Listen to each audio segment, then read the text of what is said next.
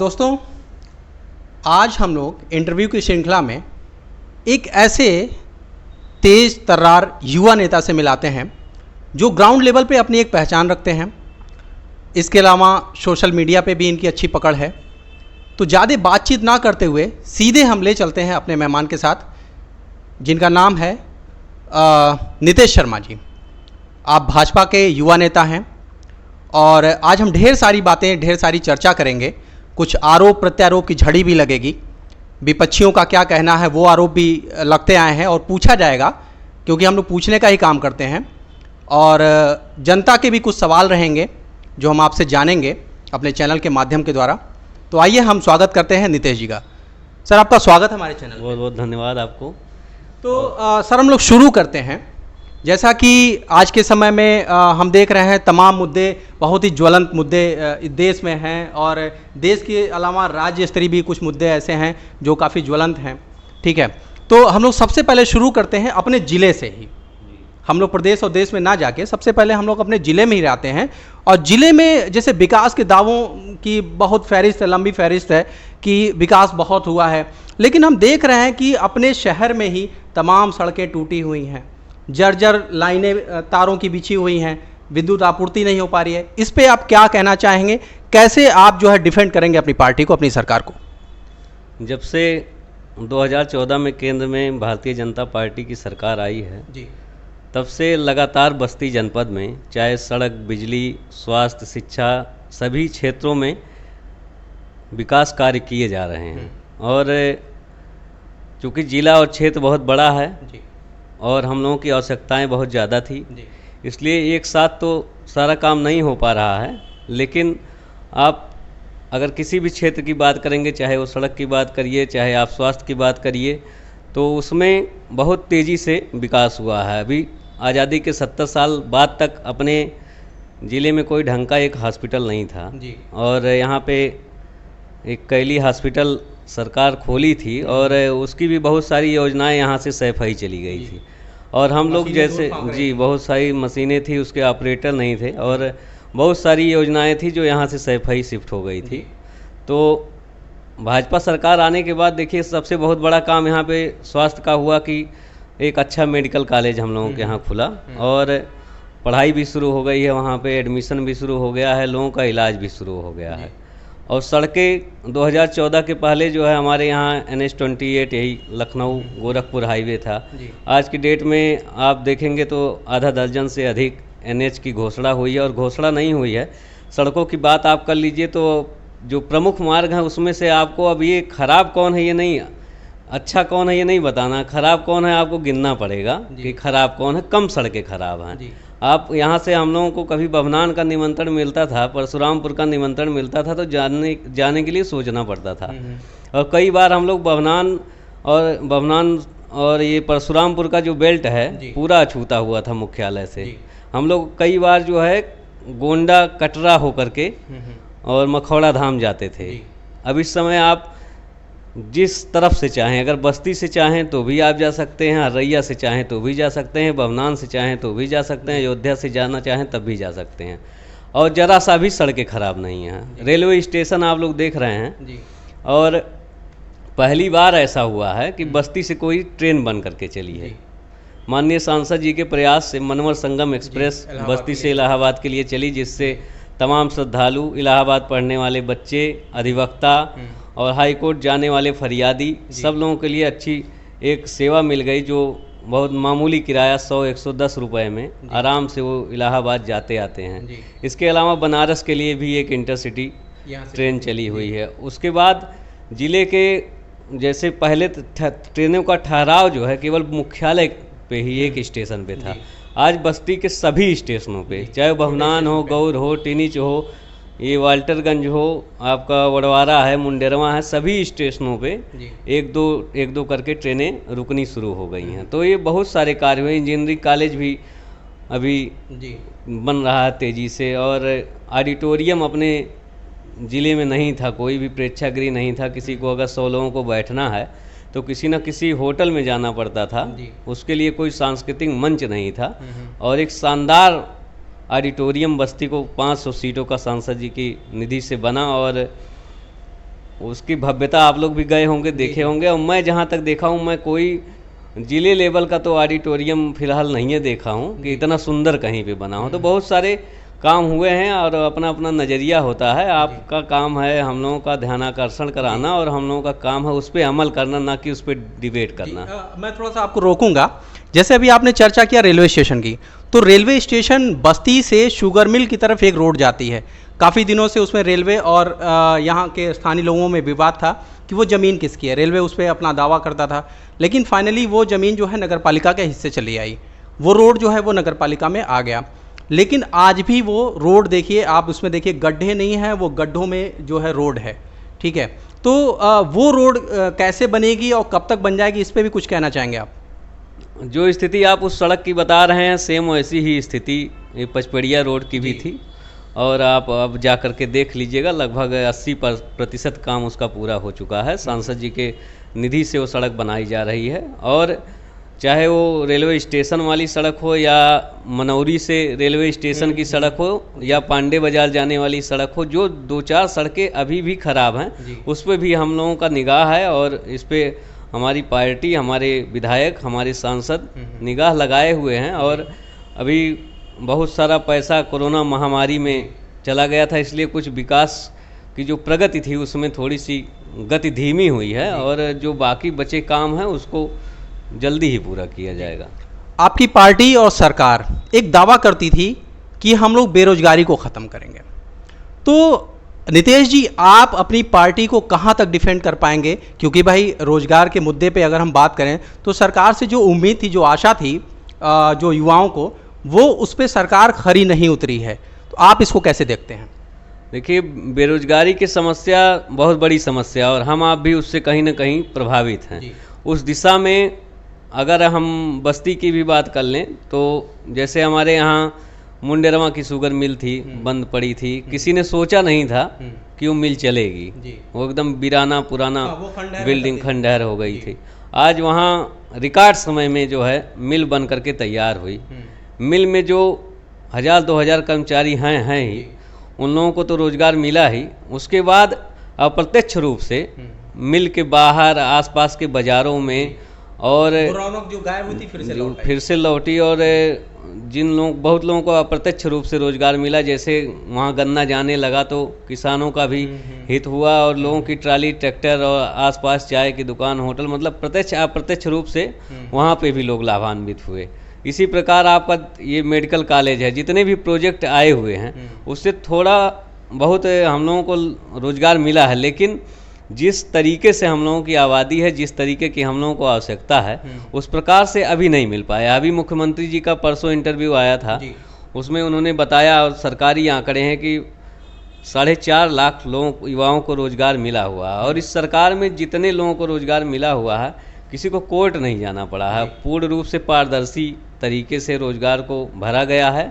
और अब छोटा सा छोटा, जैसे नगर पंचायतें, अभी 5-6 नगर पंचायतें नवसृजित घोषित हुई हैं। पहली बार ऐसा हुआ। अभी तक हमारे यहाँ केवल बस्ती नगर पालिका, हर्रैया, बभनान, यही 3 थे। उसके बाद बनकटी हुआ, रुधौली हुआ। अब इस बार भानपुर हुआ है, कप्तानगंज, नगर बाजार, गणेशपुर, मुंडेरवा, लगभग 11 नगर पंचायतें हो गई हैं। सभी एक नगर पंचायतों में लगभग 100 कर्मचारी की भर्ती हुई है और स्थानीय लोगों की हुई है। और वो सेवा योजन पोर्टल के माध्यम से हुई है। और किसी भर्ती में किसी का कोई चार्ज नहीं लगा है। मतलब और वो जुगाड़ सेटिंग पे नहीं हुआ, ना किसी प्रकार की धांधली हुई है। अगर कोई किसी को दे दिया होगा अपनी इच्छा से, कोई किसी को क्या कर देता है, लेकिन ऐसा कोई मामला आया नहीं। हम लोगों के भी संज्ञान में आया, हम लोग भी जागरूक करते रहते हैं लोगों को। तो इस तरीके से लोकल लेवल पे जितना हो सका किया गया है। अभी और भी अवसर हैं, क्योंकि यहाँ पे 2017 के पहले स्थिति ये थी कि उत्तर प्रदेश में कोई व्यापारी इन्वेस्टमेंट नहीं करना चाहता था।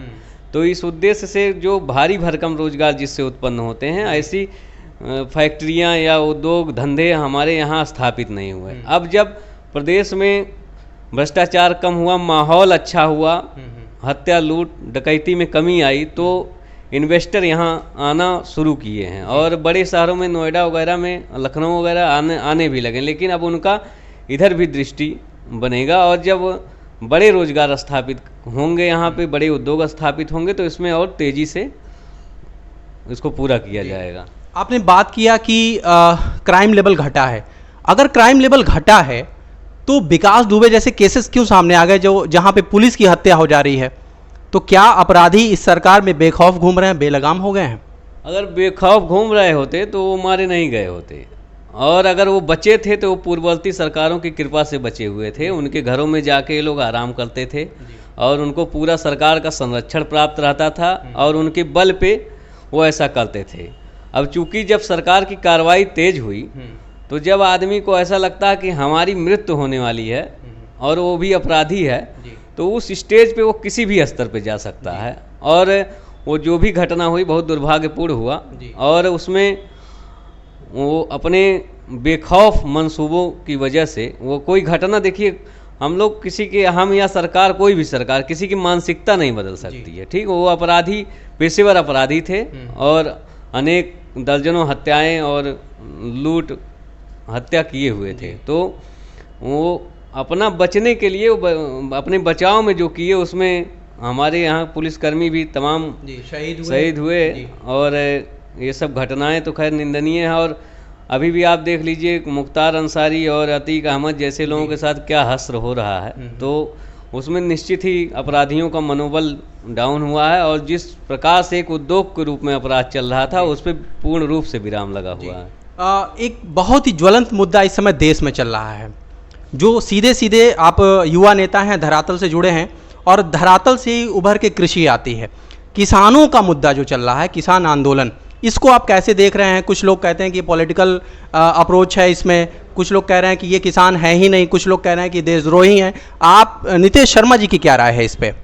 देखिए, किसान आंदोलन में जो भी लोग जुड़े हुए हैं वो कहीं ना कहीं से प्रोजेक्ट किए गए हैं। अच्छा। ठीक है, आप यहाँ पे रहते हैं, आप बताइए पूर्वांचल में या उत्तर प्रदेश का कोई किसान आंदोलन किया? नहीं, बिल्कुल नहीं किया। जहाँ पे भारतीय जनता पार्टी की सरकार नहीं है, वहाँ की सरकारें अपनी दाल रोटी सेकने के लिए वो ऐसा विषय बना के, और ये सब मामला भ्रम का मामला है, भ्रम पैदा करके कि एमएसपी जा रही है, जबकि कोई बात नहीं। आप पूरा किसान बिल देखिए, एमएसपी पे कोई परिवर्तन नहीं हो रहा है और लोगों को भड़काया जा रहा है कि आपकी ज़मीनें छीन ली जाएंगी। तो ऐसा कोई है नहीं किसान बिल में, उनको केवल भ्रम पैदा किया जा रहा है उनके अंदर, और लोगों को भ्रमित करके और उनको एक आंदोलन में झोंक करके विकास में बाधा पहुंचाया जा रहा है।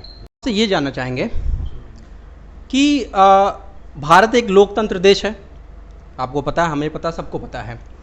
अभिव्यक्ति की आज़ादी, ये दो शब्द हैं, अभिव्यक्ति की आज़ादी।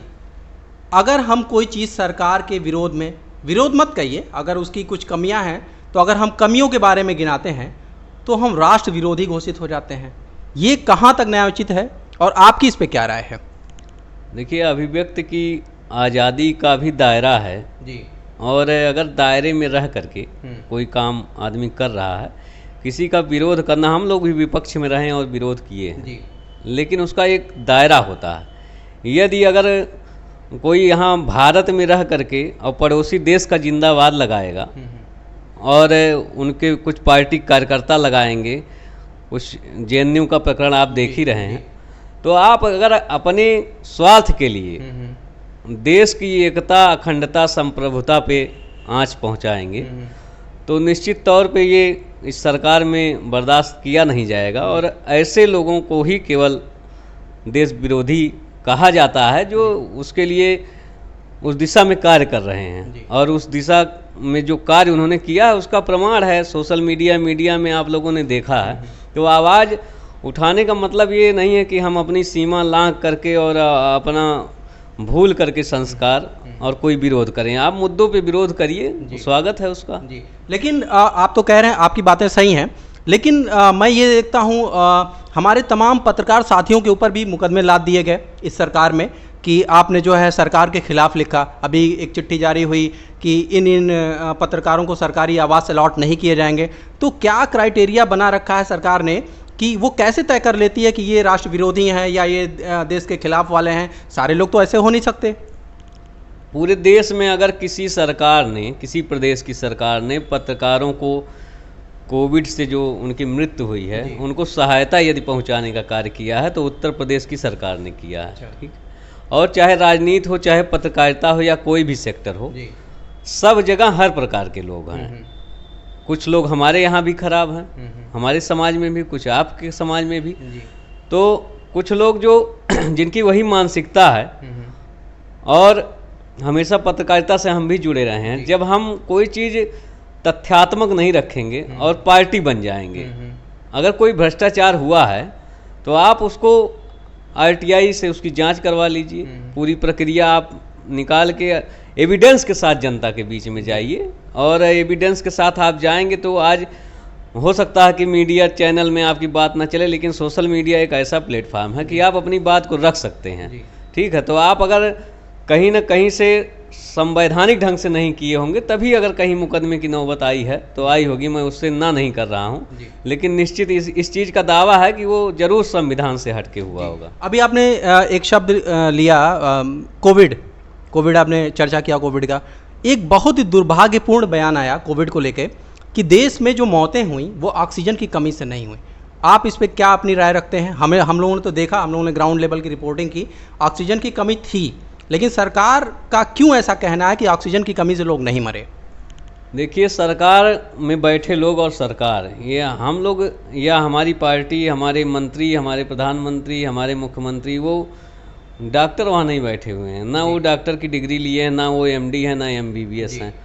वो जो विभाग का आंकड़ा है, विभाग जितना भी सरकार से डिमांड किया ऑक्सीजन का उतना मिला, और हो सकता है, और हम लोगों के बीच में बार बार फ़ोन आते थे, हम लोग भी उसको देख रहे थे ग्राउंड लेवल पे, और लोगों को दिक्कतें हो रही थी, बहुत सारी दिक्कतें। तो ऐसा हो रहा था कि ऑक्सीजन का सिलेंडर रखा हुआ था, लेकिन लोगों को मिल नहीं पा रहा था तुरंत, क्योंकि आवश्यकता इतना अधिक थी, और आपूर्ति वास्तव में जब एक ही समय में आपको बहुत सारे चीज़ों की आवश्यकता पड़ गई है तो उसमें किल्लत हुई है।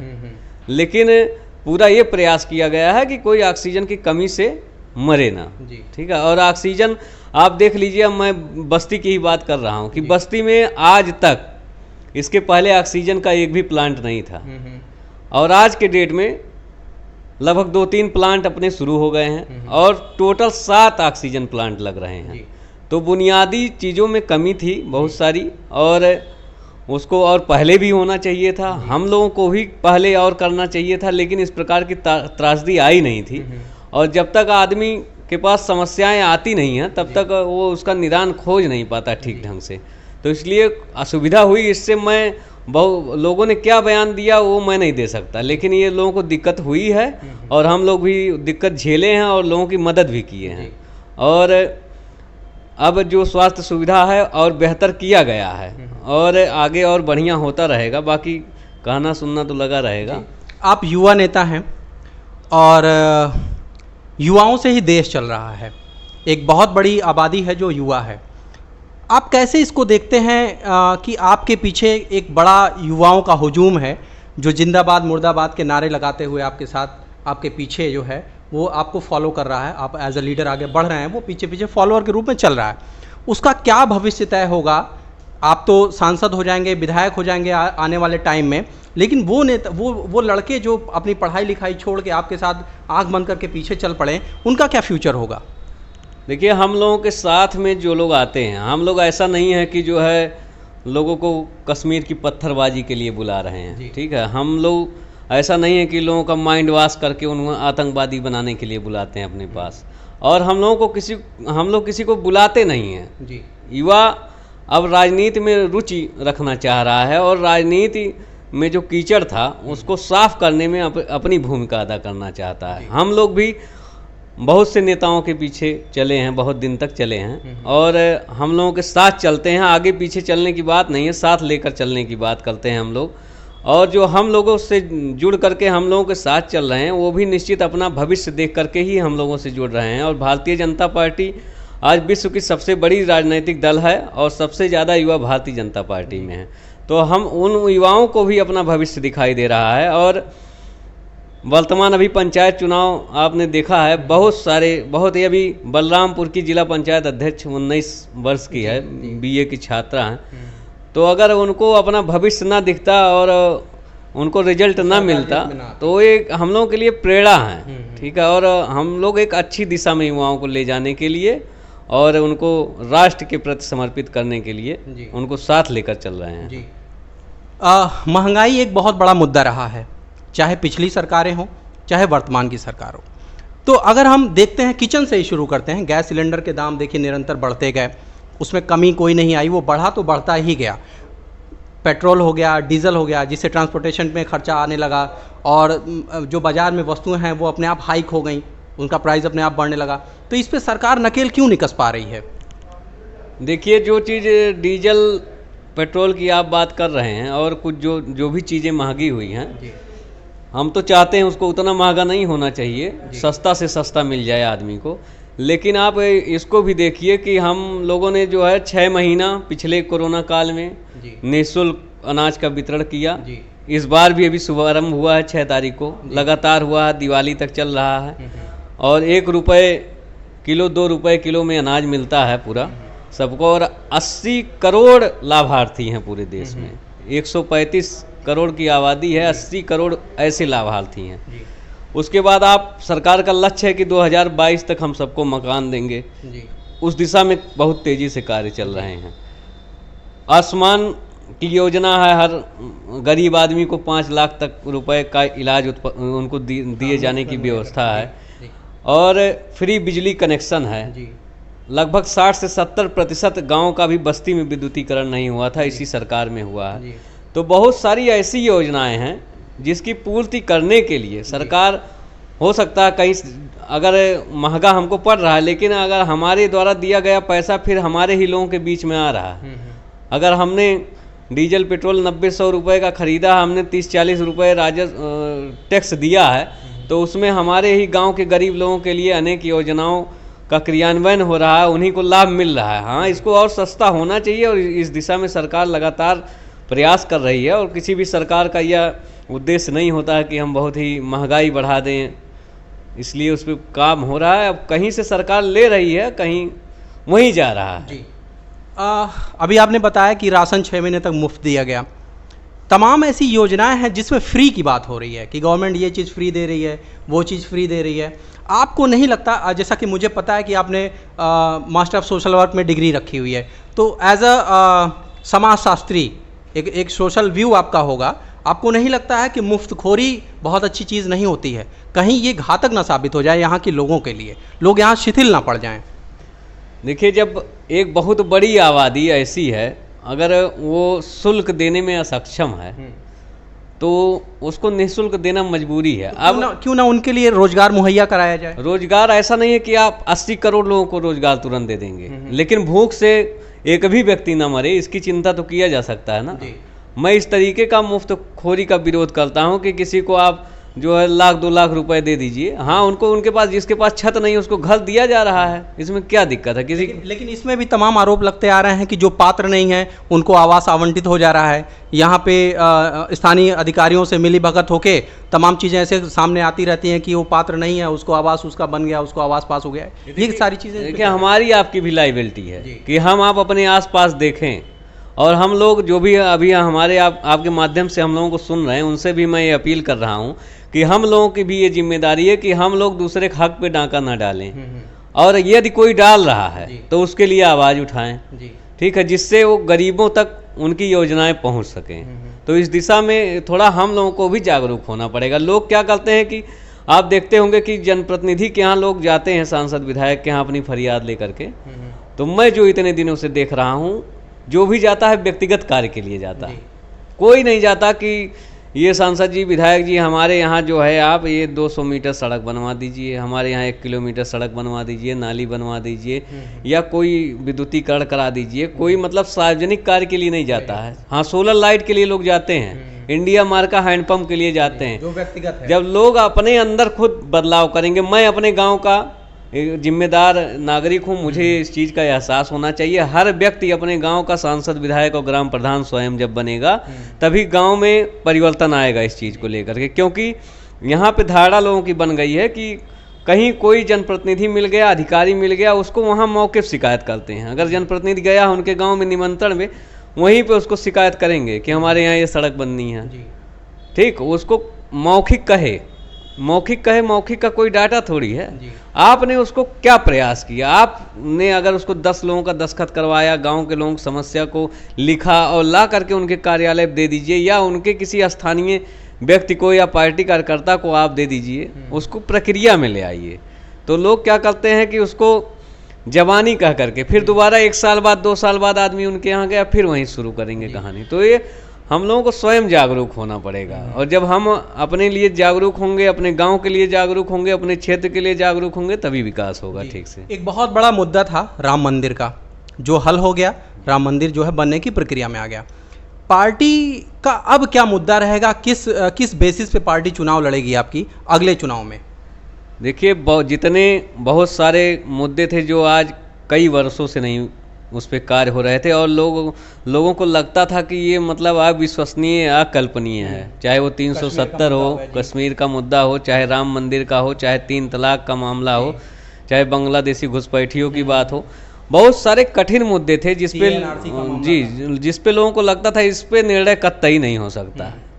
और उन बड़े बड़े मुद्दों को भारतीय जनता पार्टी की केंद्र की और प्रदेश की सरकार ने हल करके दिखाया है। आप आगे के चुनाव के मुद्दों के बारे में जो पूछ रहे हैं, तो हम लोगों का मुद्दा सर्वांगीण विकास का मुद्दा है। ऐसा नहीं कि मुद्दे खत्म हैं, मुद्दे बहुत सारे हमारे आपके बीच में हैं, और सबसे बड़ा मुद्दा अभी भी विकास का है। जब तक हमारे गांव की गलियां सुंदर और सुसज्जित ना हो जाएं, तब तक वो चलता रहेगा। जी हाँ, जी। इन सब चीज़ों के अलावा, जैसे अगर हम कुछ पॉजिटिव बातें करें, अभी तक तो मैं आपके ऊपर आरोप ही लगा रहा था, तमाम नेगेटिव चीज़ें मैंने पूछी और उसको आपने बखूबी डिफेंड भी किया। जैसे अगर हम बात करें उज्ज्वला योजना की, बहुत ही सक्सेसफुल रही है और लोगों तक जो है गैस का कनेक्शन मुहैया हो पाया। इसके पीछे सरकार का क्या दृष्टिकोण रहा है, क्या उद्देश्य रहा है, और इसको इसके सक्सेस में कितना सरकार जो है काम कर पाई?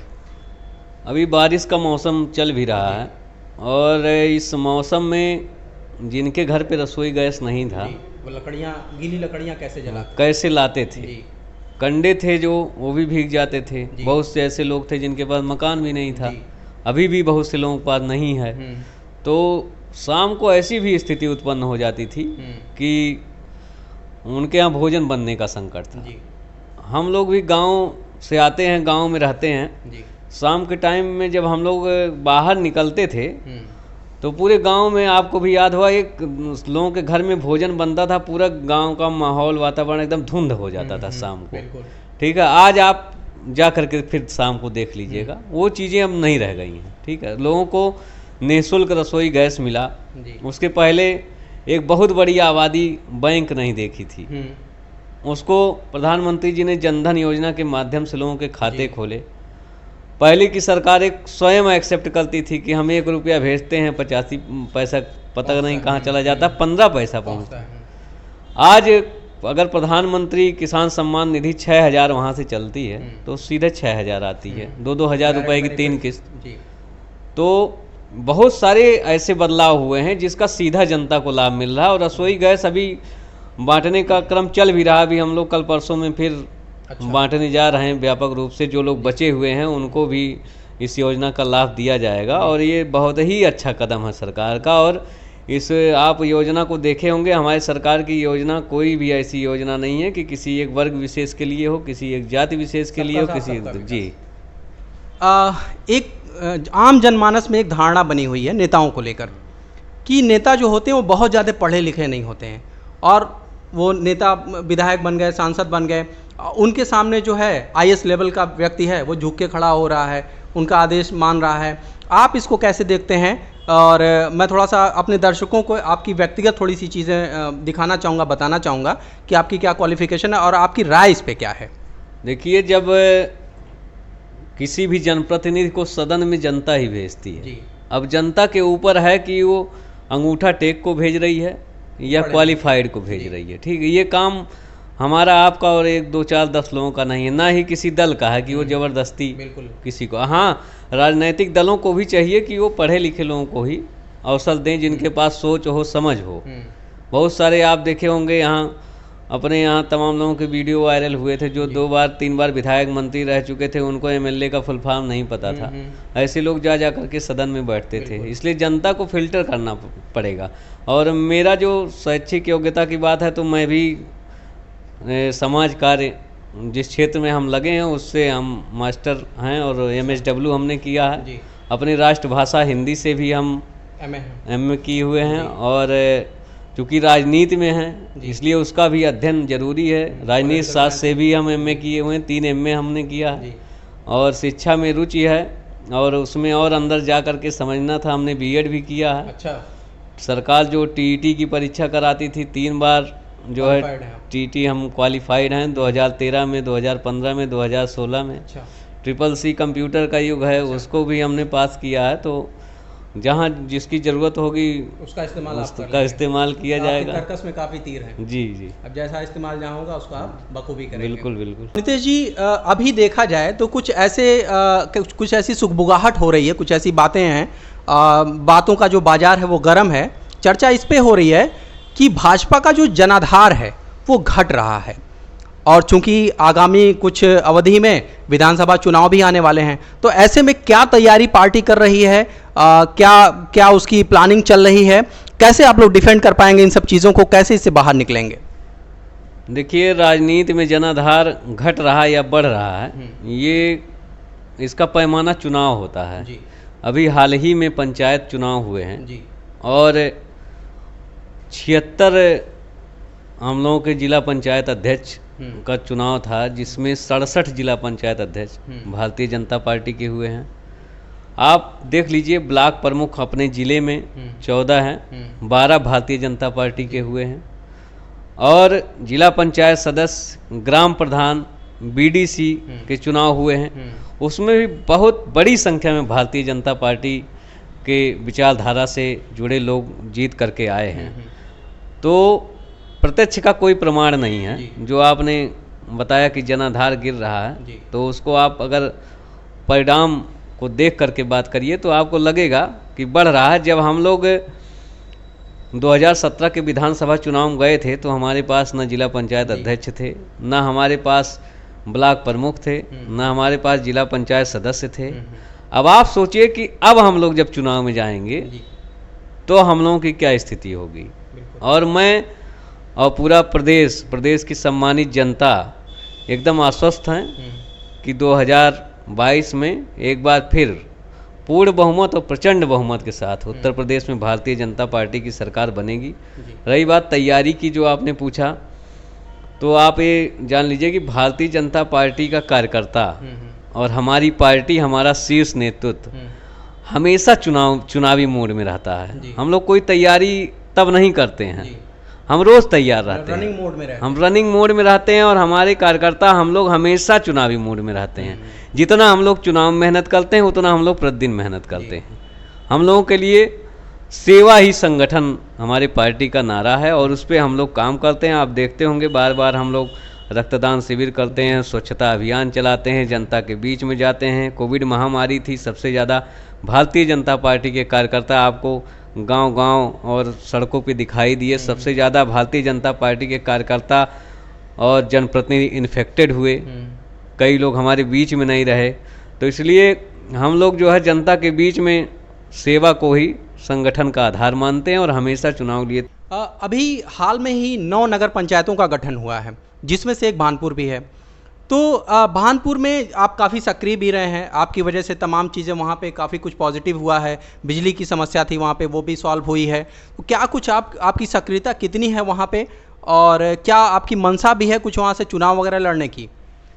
देखिए, अभी आपसे हम बताए भी कि हम लोग चुनाव की मंशा हम लोग मन में नहीं रखते। हमारी पार्टी तय करती है कौन कहाँ से क्या चुनाव लड़ेगा और ये निर्णय उनके पास होता है। हम लोगों की मंशा सिर्फ यही है कि हम लोगों के बीच जाएं और लोगों की सेवा करें और समस्याओं का निराकरण करें।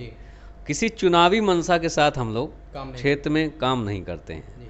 भानपुर में अभी जो है, चूँकि वो हमारा घर भी उसी में आता है, तो मैक्सिमम टाइम हम वहाँ रहते हैं। बाकी हमको जहाँ की भी समस्या मिलती है हम उसको अपने भी स्तर से, अपने जनप्रतिनिधियों के स्तर से, पार्टी के स्तर से, माननीय सांसद जी के स्तर से उसका निराकरण कराते हैं। चाहे ऐसा नहीं है आप कि हमको बस्ती ही, क्योंकि सोशल मीडिया का इतना दायरा है कि बहुत सारे मामले बहुत अलग अलग जिलों के भी आते हैं, और सोशल मीडिया पे जवाबदेही भी हमारी तुरंत होती है। अगर किसी ने हमसे जौनपुर का काम कह दिया और हम उस पर अमल नहीं किए, प्रयास नहीं किए, प्रयास करके उसको प्रमाण नहीं दिए, तो अगले दिन वो लिख देगा अच्छा उस पर प्रतिक्रिया अपनी, और उसको वो हमारे छवि को धूमिल करेगा, टिमटिमाएगा एकदम। जी, तो इसलिए अब कोई भाग नहीं सकता है अपने विषयों से। अकाउंटेबिलिटी तय हो जाती है। जी, तो अभी हमारे यहाँ आवास का मुद्दा था, प्रधानमंत्री आवास हमारे यहाँ 267 लोगों का आया था। अच्छा,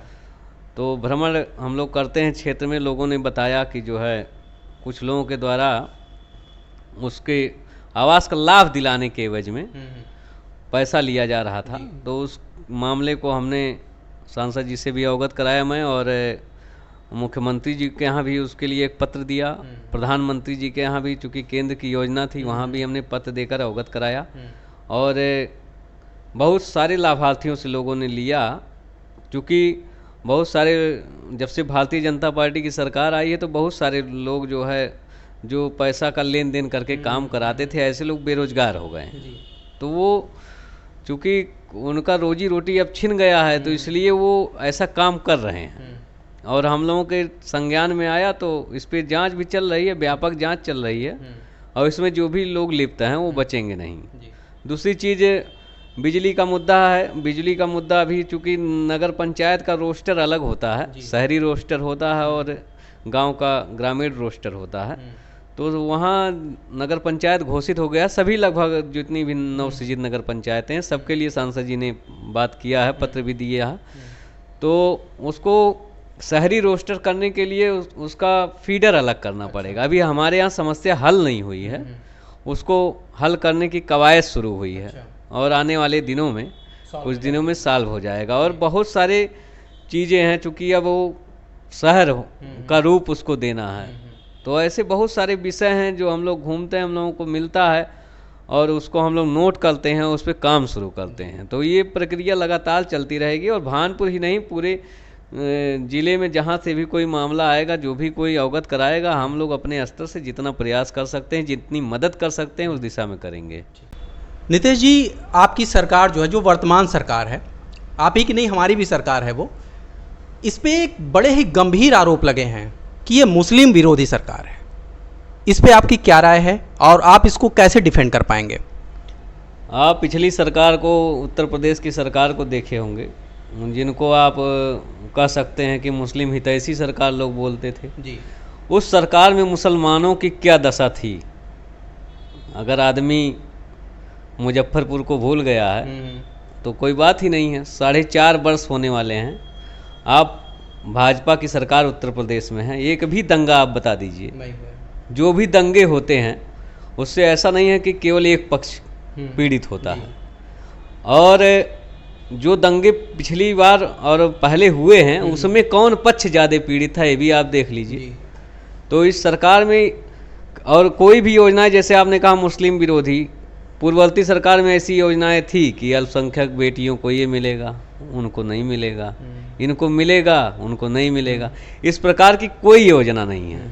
और चाहे वो आवास हो, चाहे वो उज्ज्वला गैस हो, चाहे वो पेंशन की योजना हो, जितनी भी योजनाएं, चाहे आयुष्मान भारत की योजना हो, जो भी योजनाएं हैं, इस सरकार में कोई भी पक्षपात नहीं है, और जो गरीब हैं उनके लिए सारी योजनाएं हैं, और किसी वर्ग को, किसी जाति को, किसी धर्म को पक्षपात करके ऐसी कोई योजना नहीं बनाई गई है। और मुसलमान भी भारतीय जनता पार्टी बहुत तेज़ी के साथ जुड़ रहे हैं, और बहुत सारे ऐसे गांव हैं जहां पे केवल मुस्लिम हैं, वहां के बूथ पे भी हम लोगों को वोट मिला है। अच्छा।